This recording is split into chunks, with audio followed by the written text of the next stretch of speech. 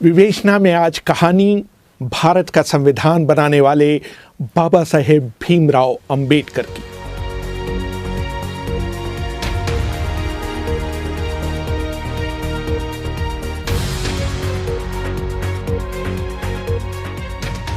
अभिवादन स्वीकार करिए रेहान फजल का। दिलचस्प बात यह है कि भारत की दो महान शख्सियतों भीमराव अंबेडकर और महात्मा गांधी के बीच कभी नहीं बनी। दोनों महान व्यक्तियों के बीच कई मुलाकातें हुई, लेकिन वो अपने मतभेदों को कभी नहीं पाट पाए। आज़ादी से 2 दशक पहले अंबेडकर ने अपने आप को अपने अनुयायियों के साथ स्वतंत्रता आंदोलन से अलग थलग कर लिया था। अछूतों के प्रति गांधी के अनुराग और उनकी तरफ से बोलने के उनके दावे को अंबेडकर एक जोड़ तोड़ की रणनीति मानते थे। जब 14 अगस्त 1931 को गांधी से उनकी मुलाकात हुई थी, तो गांधी ने उनसे कहा था, मैं अछूतों की समस्याओं के बारे में तब से सोच रहा हूं जब आप पैदा भी नहीं हुए थे। मुझे ताज्जुब है कि इसके बावजूद आप मुझे उनका हितैषी नहीं मानते। धनंजय कीर अंबेडकर की जीवनी doctor Ambedkar life and mission में लिखते हैं। अंबेडकर ने गांधी से कहा, अगर आप अछूतों के खैरख्वाह होते तो आपने कांग्रेस का सदस्य होने के लिए खादी पहनने की शर्त के बजाय अस्पृश्यता निवारण को पहली शर्त बनाया होता। किसी भी व्यक्ति को जिसने अपने घर में कम से कम एक अछूत व्यक्ति या महिला को नौकरी नहीं दी हो, या उसने एक अछूत व्यक्ति के पालन पोषण का बीड़ा न उठाया हो, या उसने कम से कम सप्ताह में एक बार किसी अछूत व्यक्ति के साथ खाना न खाया हो, तो उसे कांग्रेस का सदस्य बनने की अनुमति नहीं दी जानी चाहिए थी। आपने कभी भी किसी जिला कांग्रेस पार्टी के अध्यक्ष को पार्टी से निष्कासित नहीं किया जो मंदिरों में अछूतों के प्रवेश का विरोध करते देखा गया हो। 26 फरवरी 1955 में जब बीबीसी ने अंबेडकर से गांधी के बारे में उनकी राय जाननी चाहिए, तो उन्होंने साफ शब्दों में कहा, I feel quite surprised at the interest which the outside world, Western world particularly, seems to be taking in Mr. Gandhi. I cannot understand that. So far as India is concerned, he was, in my judgment, an episode. Ambedkar कह रहे थे, मुझे इस बात पर काफी हैरानी होती है कि पश्चिम गांधी में इतनी दिलचस्पी क्यों लेता है। जहां तक भारत की बात है, वो देश के इतिहास का एक हिस्सा भर हैं, कोई युग निर्माण करने वाले नहीं। गांधी की यादें इस देश के लोगों के जहन से जा चुकी हैं। अंबेडकर अपने जमाने में भारत के संभवतः सबसे पढ़े लिखे व्यक्ति थे। उन्होंने मुंबई के मशहूर एल्फिंस्टन कॉलेज से बीए की डिग्री ली थी। बाद में उन्होंने कोलंबिया विश्वविद्यालय और लंदन स्कूल ऑफ इकोनॉमिक्स से पीएचडी की डिग्री प्राप्त की। शुरू से ही वो पढ़ने, बागवानी करने और कुत्ते पालने के शौकीन थे। उस जमाने में उनके पास देश में किताबों का संभवतः सबसे बेहतरीन संग्रह था। मशहूर किताब इनसाइड एशिया के लेखक जॉन गुंथर ने लिखा है कि जब 1938 में मेरी राजगृह में अंबेडकर से मुलाकात हुई थी, तो उनके पास 8000 किताबें थीं। उनकी मृत्यु तक ये संख्या बढ़कर 35,000 हो चुकी थी। बाबा साहेब अंबेडकर के निकट सहयोगी रहे शंकरानंद शास्त्री अपनी किताब my experiences and memories of doctor Baba Saheb Ambedkar में लिखते हैं, मैं रविवार 20 दिसंबर 1944 को दोपहर 1 बजे अंबेडकर से मिलने उनके घर गया। उन्होंने मुझे अपने साथ जामा मस्जिद इलाके में चलने के लिए कहा। वो इन दिनों पुरानी किताबें खरीदने का अड्डा हुआ करता था। मैंने उनसे कहने की कोशिश की कि दिन के खाने का समय हो रहा है, लेकिन उन पर इसका कोई असर नहीं हुआ। जामा मस्जिद में होने की खबर चारों तरफ फैल गई और लोग उनके चारों ओर इकट्ठा होने लगे। इस भीड़ में भी उन्होंने विभिन्न विषयों पर करीब 2 दर्जन किताबें खरीदी। वो अपनी किताबें किसी को भी पढ़ने के लिए उधार नहीं देते थे। वो कहा करते थे कि अगर किसी को उनकी किताबें पढ़नी हैं तो उसको उनके पुस्तकालय में आकर उन्हें पढ़ना चाहिए। किताबों के प्रति उनकी भक्ति इस हद तक थी कि वह सुबह होने तक किताबों में ही लीन रहते थे। अंबेडकर के एक और अनुयायी नामदेव निमगड़े अपनी किताब in the tiger shadow the autobiography of an Ambedkarite में लिखते हैं, रात में अंबेडकर अपनी पढ़ाई में इतने खो जाते थे कि उन्हें बाहरी दुनिया का कोई ध्यान नहीं रहता था। एक बार देर रात मैं उनकी स्टडी में गया और उनके पैर छू लिए। किताबों में डूबे अंबेडकर बोले, टॉमी ये मत करो। मैं थोड़ा अचंभित हुआ।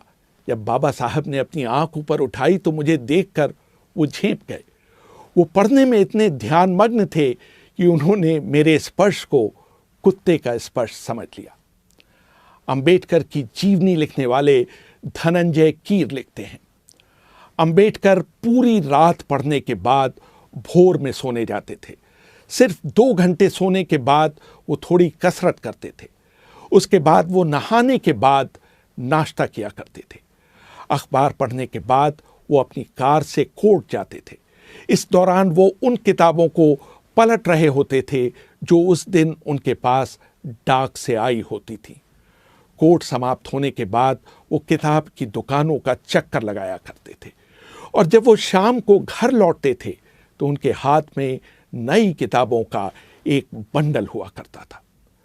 जहां तक बागवानी का सवाल है, दिल्ली में उनसे अच्छा और दर्शनीय बगीचा किसी के पास नहीं था।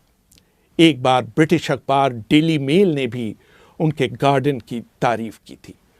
वो अपने कुत्तों को भी बहुत पसंद करते थे। एक बार उन्होंने बताया था कि किस तरह उनके पालतू कुत्ते की मौत हो जाने के बाद वो फूट फूट कर रोए थे। कभी कभी छुट्टियों में बाबा साहेब खुद खाना बनाते थे और लोगों को अपने साथ खाने के लिए आमंत्रित करते थे। अंबेडकर के साथ काम कर चुके देवी दयाल लिखते हैं, 3 सितंबर 1944 को उन्होंने अपने हाथ से खाना बनाया और 7 पकवान बनाए। इसे बनाने में उन्हें 3 घंटे लगे। उन्होंने खाने पर दक्षिण भारत अनुसूचित जाति फेडरेशन की प्रमुख मीनाम्बल शिवराज को बुलाया। वो ये सुनकर दंग रह गईं कि भारत की एग्जीक्यूटिव काउंसिल के लेबर सदस्य ने उनके लिए अपने हाथों से खाना बनाया है। बाबा साहेब को मूली और सरसों का साग पकाने का बहुत शौक था। अंबेडकर को न तो नशे की किसी चीज का शौक था और न ही वो धूम्रपान किया करते थे। एक बार जब उन्हें खांसी हो रही थी तो मैंने उन्हें पान खाने का सुझाव दिया।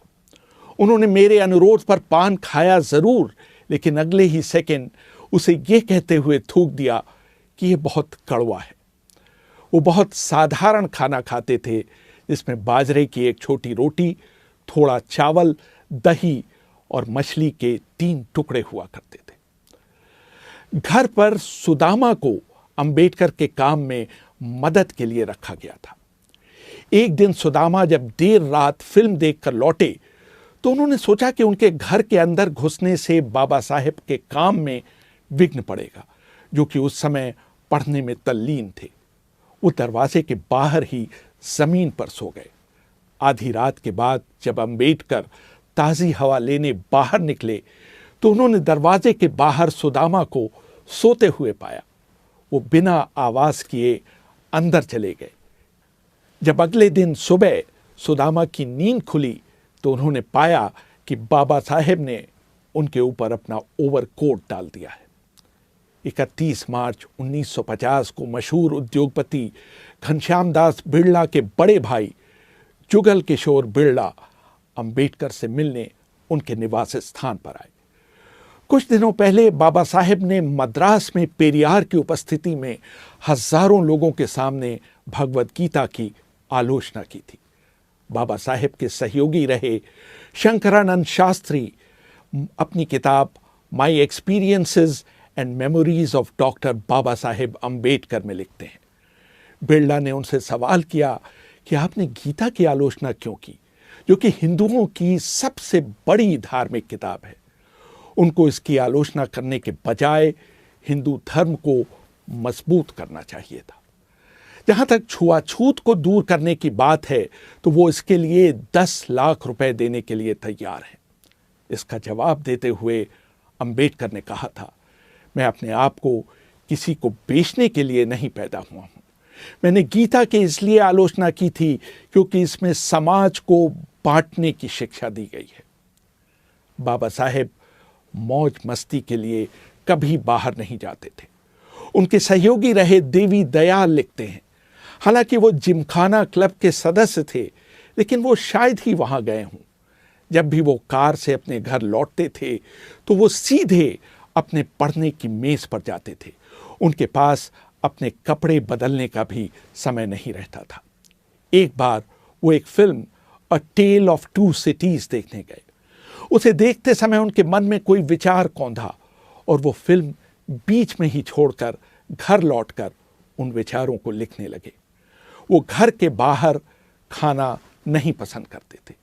जब भी कोई उन्हें बाहर खाने पर ले जाना चाहता था तो उनका जवाब होता था, अगर तुम्हें मुझे दावत ही देनी है तो मेरे लिए घर पर खाना ले आओ। मैं घर से बाहर जाने वाला नहीं।